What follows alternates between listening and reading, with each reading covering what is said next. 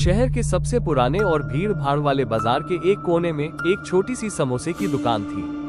उसका नाम शिव समोसे वाले था, लेकिन लोग उसे भूतिया समोसे वाला कहते थे। इसका कारण यह नहीं था कि दुकान पर कोई भूत आता था, बल्कि इसलिए था क्योंकि दुकान का मालिक शिव एक बहुत ही अजीब इंसान था। शिव की उम्र 50 के करीब थी, लेकिन वो उससे कहीं ज्यादा बूढ़ा लगता था। उसकी आंखें हमेशा लाल रहती थी और उसकी आवाज बहुत धीमी और डरावनी थी। वो कभी किसी से बात नहीं करता था और न ही किसी को अपने समोसे बनाने का रहस्य बताता था। उसके समोसों का स्वाद इतना अद्भुत था कि लोग उसकी अजीब हरकतों को नजरअंदाज कर देते थे। एक दिन एक पत्रकार जिसका नाम अर्जुन था, बाजार में आया।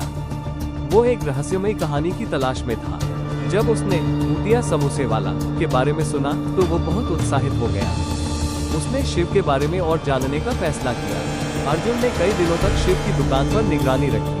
उसने देखा कि शिव रात में दुकान बंद करने के बाद एक अंधेरी गली में जाता था। अर्जुन ने उसका पीछा किया। वो एक पुराने टूटे फूटे मकान में चला गया।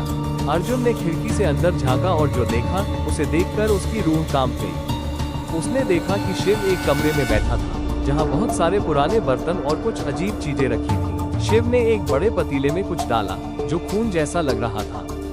फिर उसने कुछ जड़ी बूटियां और मसाले डाले और उन्हें अच्छी तरह मिलाया। फिर उसने आटा गूंथा और समोसे बनाए। अर्जुन को लगा कि शिव समोसों में कुछ मिलाता है। उसे डर लगा कि कहीं वो लोगों को जहर न देता हो। उसने तुरंत पुलिस को फोन किया। पुलिस आई और उन्होंने उस मकान की तलाशी ली, लेकिन उन्हें वहाँ कुछ भी संदिग्ध नहीं मिला। पुलिस ने शिव से पूछताछ की, लेकिन वो चुप रहा। अर्जुन ने पुलिस को बताया कि उसने सब कुछ अपनी आंखों से देखा है, लेकिन पुलिस ने उसकी बात पर यकीन नहीं किया। उन्होंने अर्जुन को पागल समझकर उसे वहाँ से जाने को कहा। अर्जुन निराश होकर वापस लौट आया, लेकिन उसने हार नहीं मानी। उसने शिव का रहस्य जानने का फैसला किया।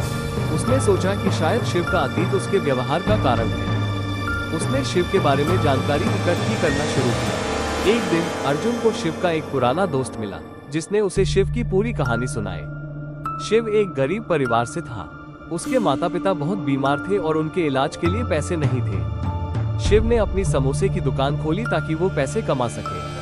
उसके समोसों का स्वाद बहुत ही खराब था, इसलिए उसकी दुकान पर कोई नहीं आता था। एक दिन एक फकीर उसकी दुकान पर आया।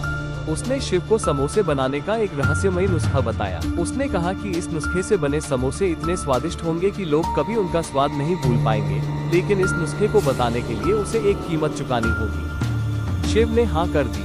फकीर ने शिव को बताया कि उसे हर दिन एक समोसा बनाना होगा और उसे एक ऐसे इंसान को खिलाना होगा जिसने अपनी जिंदगी में कभी खुशी महसूस न की हो। वो इंसान समोसा खाने के बाद अपनी सारी उदासी और निराशा समोसे में छोड़ देगा।